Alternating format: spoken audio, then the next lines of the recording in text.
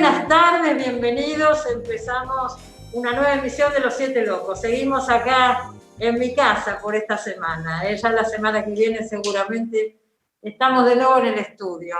Y tengo acá dos libros que me acaban de llegar sobre un tema sobre el que siempre se vuelve y vamos a analizar por qué se vuelve, ¿no? Que es la historia del Instituto Di Tella. El Di Tella, historia íntima de un fenómeno cultural, de Fernando García. Y me llegó también este otro libro, antes del Di Tella, de Cado Kotzer, que fue parte del Di Tella, que ya escribió un libro sobre el Instituto Di Tella, y ahora cuenta todo lo previo, o sea, todo lo que sucedía en Buenos Aires fundamentalmente, en el ámbito del teatro, antes de que surgiera el Instituto Di Tella en los años 60. Así que están con nosotros Fernando García y Cado Kotzer, bienvenidos. ¿Cómo les va? Me alegro de tenerlos acá en el programa, aunque sea por esta vía, ¿no? Me alegra también estar acá. ¿Qué tal? Yo me estaba acordando, estuvo acá hace un par de semanas Martín Cohen con un nuevo libro que sacó sobre las vanguardias. Y Martín Cohen dice en su libro que si hubo realmente una vanguardia en la Argentina fue en la época del Instituto Di Tella, en los años 60, que esa fue nuestra verdadera vanguardia. Y siempre se vuelve sobre este tema y cómo marcó.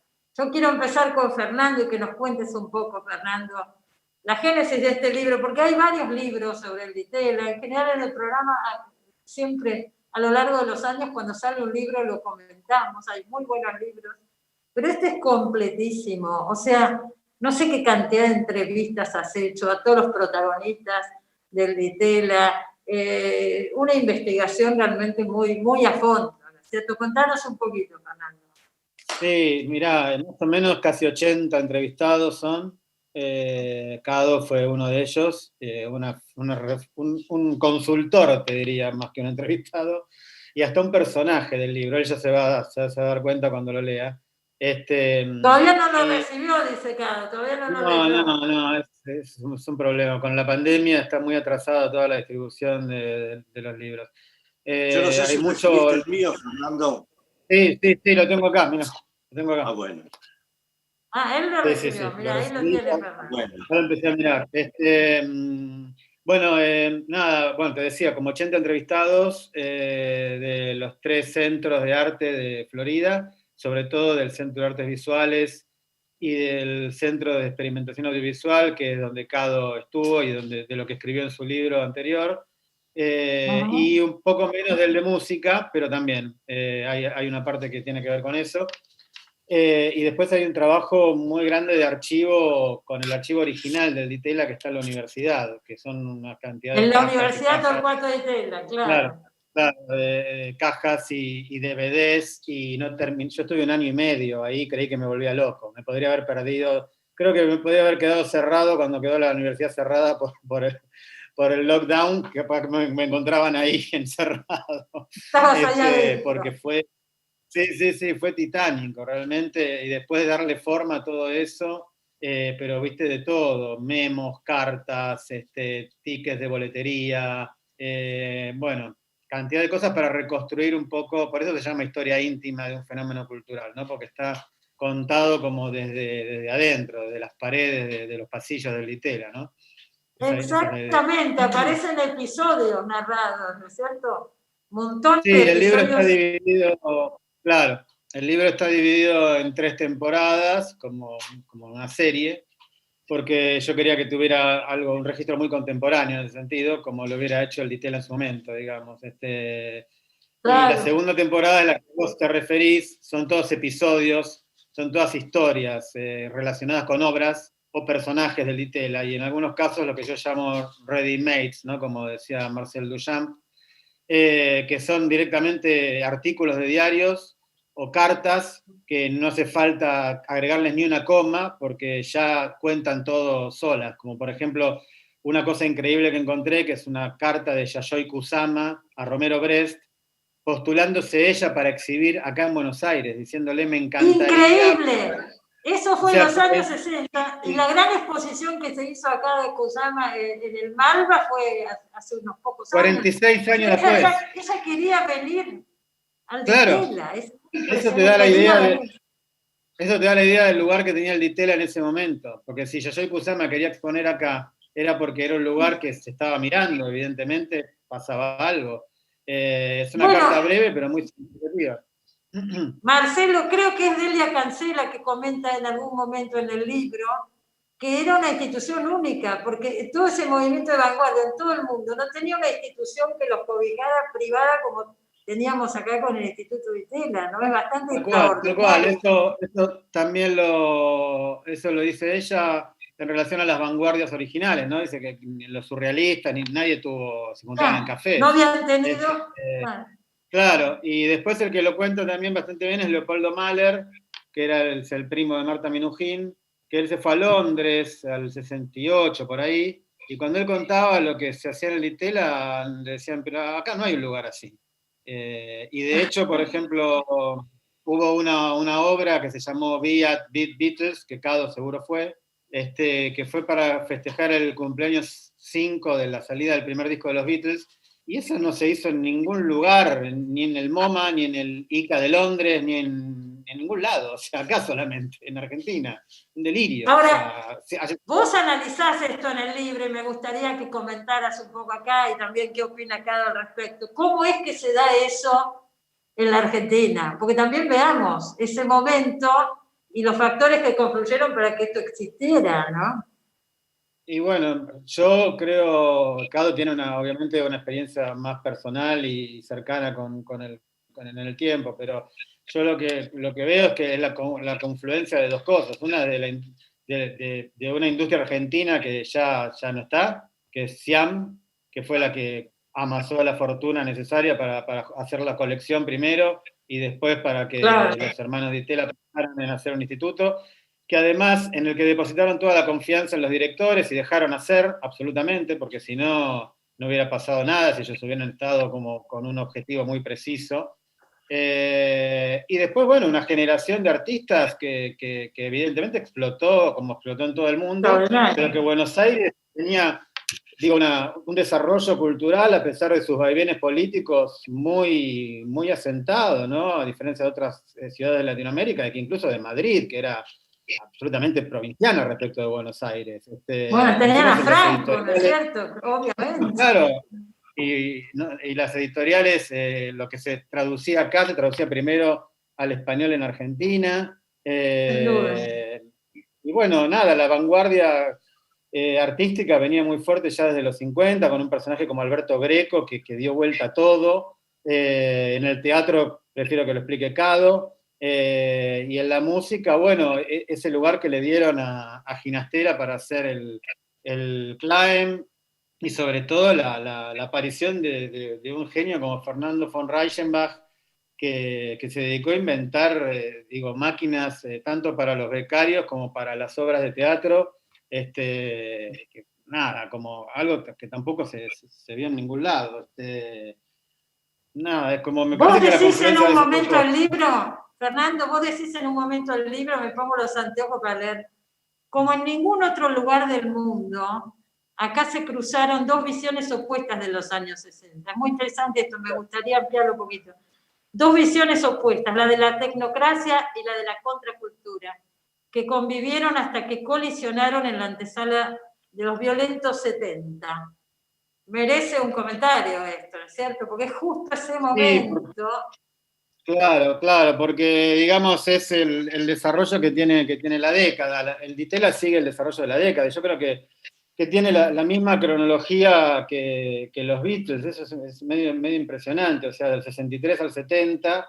Y se termina una época y se cae, digamos. No sé si hubiera sido bueno que siguiera al fin de cuentas. Creo que terminó cuando tenía que terminar, más allá de que el libro analiza las razones del cierre y las discute y profundiza. Esa visión es una era la idea tecnocrática del desarrollo, del desarrollismo y demás, que tenía ese aliento puesto también en la cultura, pero una cultura que después se volvió un poco contra eso mismo, ¿no? Ya para el 68, ya muchos artistas se auto interrogaban sobre estar en una institución como el Ditela, y las cosas se fueron de las manos, de alguna forma, ¿no? Artísticamente también.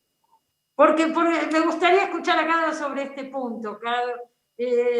Muchas veces se dijo que el gobierno de Onganía cerró el Ditela, pero tengo entendido, persiguió mucho y prohibieron muestras, levantaron muestras, etcétera, ya sabemos.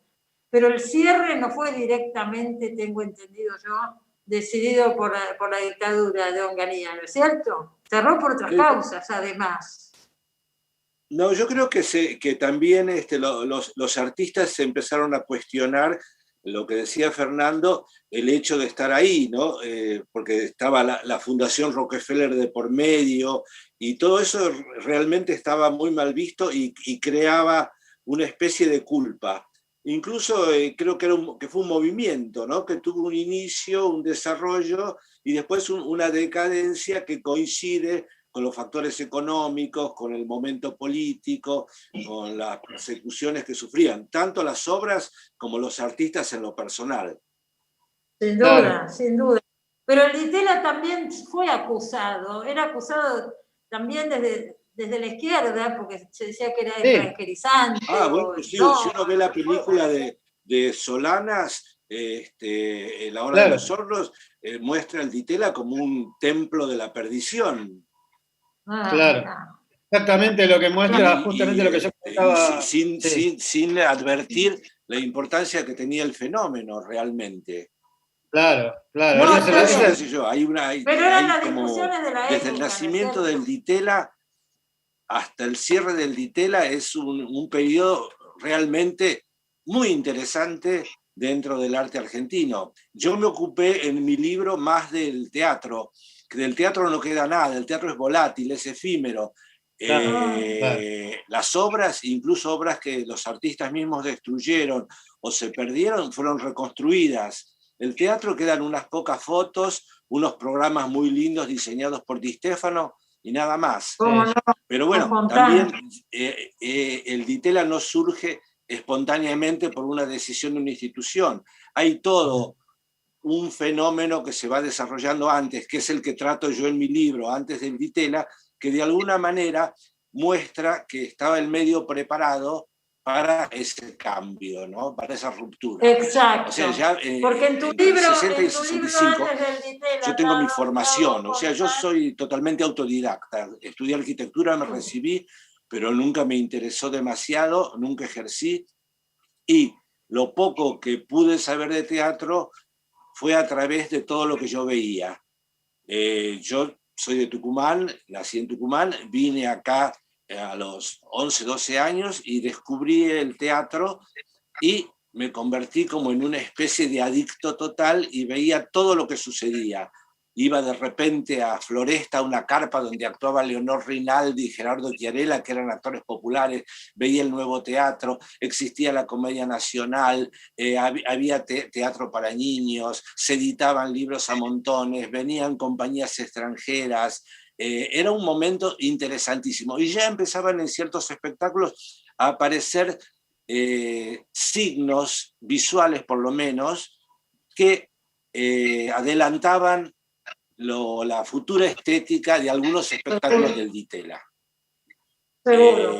Para llama mí la atención y esos vos lo años contás 60-65 fueron fundamentales, porque aprendí a discernir entre lo que era de calidad, lo que era renovador, lo que era conservador, lo que era apolillado, que también existía, porque además en toda esa especie de vorágine mía por querer ver todo, veía unos bodriazos impresionantes que yo estoicamente aguantaba, así como libros que no me gustaban, me los leía, porque sentía como la obligación de estar informado y de ir profundamente sobre cada tema.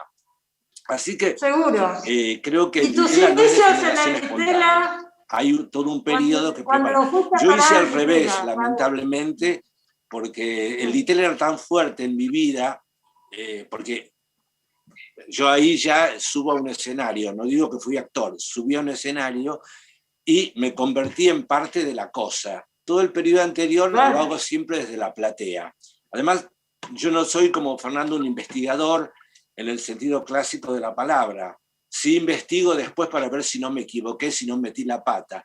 Yo me baso en mis experiencias personales, en mis recuerdos, en los impactos que me provocaron ciertas cosas, ¿no? Ciertos hechos teatrales. Además, lo de Fernando es más abarcativo, él abarca la música, abarca las artes visuales. Todo lo que abarcaba. Yo eso, de alguna manera, las percibía en los espectáculos que veía. Que yo veía una escenografía de Saulo Benavente y era un acontecimiento visual. O veía un vestuario de Eduardo Lerchundi y me parecía maravilloso. Pero no era arte como el de galerías, como podría ser el arte del Ditela, o arte más participativo como el que desarrolló tanta gente, ¿no? Greco o Marta Minujín.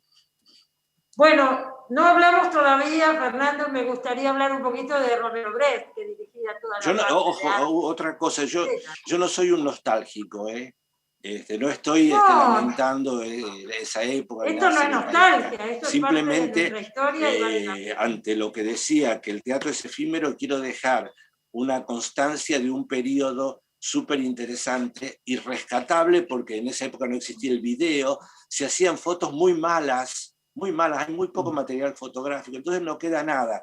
Queda algún memorioso como yo y queda poca gente con ganas de contarlo.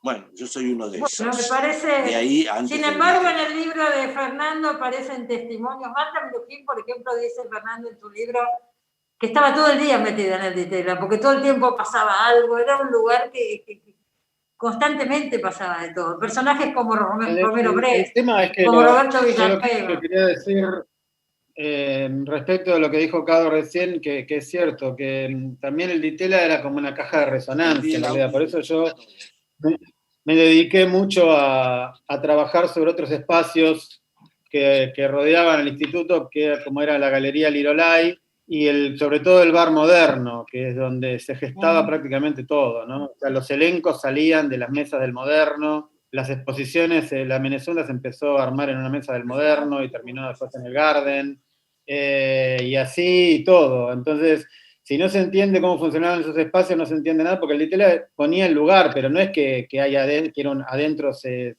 planificaban las cosas. Era un lugar de reunión y de ejecución, pero todo lo que lo rodeaba tenía la misma intensidad y desembocaba en el Ditela. Entonces, eso es importante. Y sobre Romero Brest, bueno, es un personaje súper polémico y particular, que tenía, digamos, en esa época un poder de fuego, digo, entre comillas, muy importante porque tomaba decisiones sobre la escena, y fue lo que yo digo, un neofílico total, ¿no? Siempre apostaba a lo nuevo, a veces más allá de lo que entendía, y esa cosa de dejar hacer, ¿no? Cuando él permite que no haya más premios de Ditela y empiecen a hacer las experiencias, es un salto al vacío enorme, ¿no? Porque se pasa de un formato que venía del siglo XIX, de los salones y demás, a las experiencias, que era algo totalmente nuevo, donde le daban los artistas un espacio y bueno, ellos presentaban un proyecto.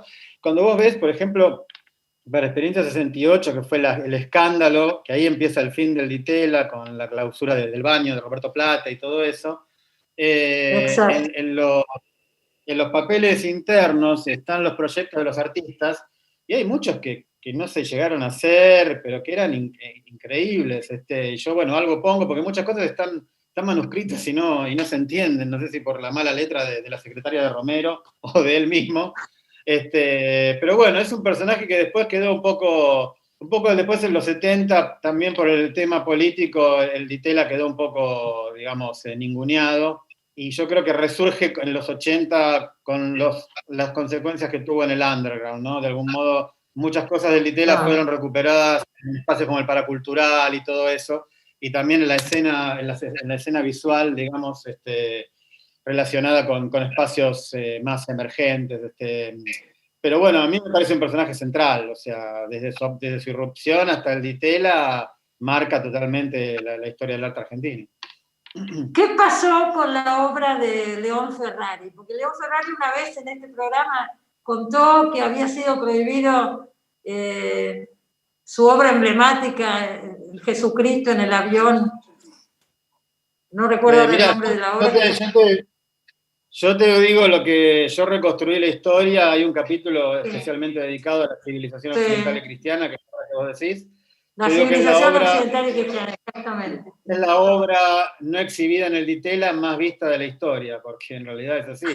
Pero lo loco es que en el catálogo, eso se presentó para el premio 65 del Ditela, el premio de artes, creo que el nacional, porque había nacional e internacional, creo que esa obra calificaba para el nacional. Primero, hay que decir que para que vos exhibieras en el premio Ditela te tenían que invitar, y ahí es donde vienen los grandes celos y los grandes egos de la época, que hacen que muchos artistas todavía sigan puteando contra el Ditela.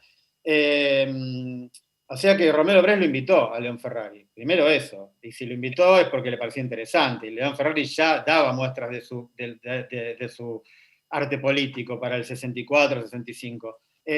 Lo segundo es que la obra fue elegida para ilustrar la página de León Ferrari en el catálogo. Y el catálogo se entregaba unos 20 días antes de la muestra. Esto lo hablé bien con Rubén Fontana. Y la imagen no la elegían Di Stefano y él, la imagen se las pasaba, digamos, el Departamento de Artes Visuales. O sea que el mismo Romero eligió esa imagen para que estuviera en el catálogo.